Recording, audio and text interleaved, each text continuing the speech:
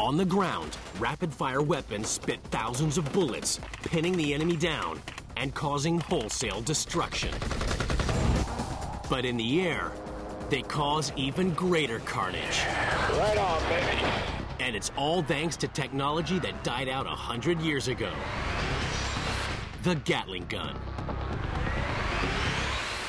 Jet fighters, jet aircraft found that if you used a normal 50 caliber machine gun or 20 millimeter autocannon with a single barrel, that as the jet fighter made a pass over the ground or at an enemy fighter or bomber, the time that they spent on target was very brief.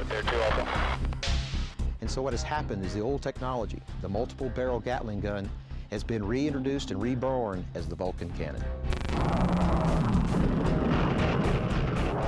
It might be called the Vulcan, but with this angel of death flying above you, you won't live long, and you won't prosper. But how did a hand-crank machine gun come out of retirement to kick ass? The answer? Electricity. The Vulcan aircraft cannon is a 20 millimeter cannon that is, from an engineering point of view, almost identical to the old Gatling gun. It just goes a lot faster. Modern electrical motors driving the old engineering of the Gatling gun can give an enormously high rate of fire.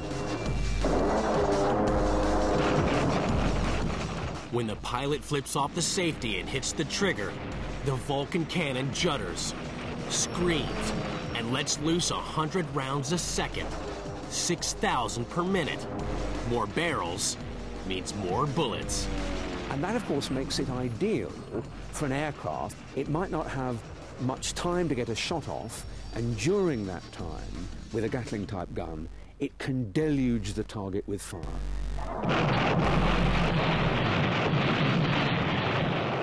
Electric-powered Gatling guns made their first appearances on jet fighters in the 1950s. But it was in the 1970s that Dr. Gatling's gun reached its true potential, with the birth of the most terrifying weapon system on the modern battlefield. It was developed by Fairchild with two monstrous jet engines. Originally designated the Thunderbolt II, pilots called it the Warthog. Strong, ugly, brutal. A beast. Though no beauty, this plane's loved by those who serve alongside it, for one good reason. The A-10 is literally built around the Avenger cannon.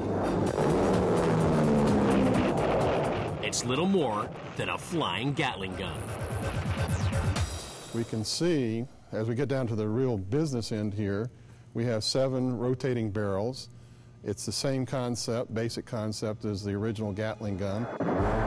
It is extremely lethal. It fires a projectile about this size.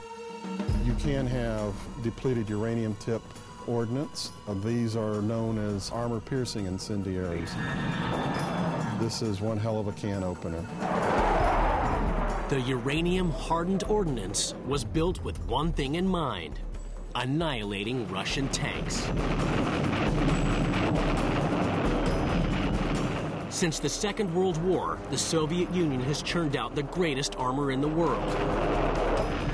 The A-10 was born out of the fear of vast hordes of communist tanks and troops pouring across Central Europe. What we discovered after the Soviet archives opened is that on the top of their list of things they were most concerned about in any kind of attack into Western Europe was the A-10. It was a lethal weapon. The A-10 never got the chance to prove itself against Russian tanks, but it did excel in combat operations in both Gulf Wars. This is armor similar to a modern tank. The entry hole is one size, the exit hole is a lot larger.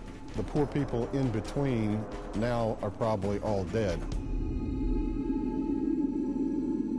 The A-10 was designed specifically for the intimate support of ground troops, for going in low, for taking on enemy troops on the ground, able to absorb punishment, and built round this very, very potent weapon system.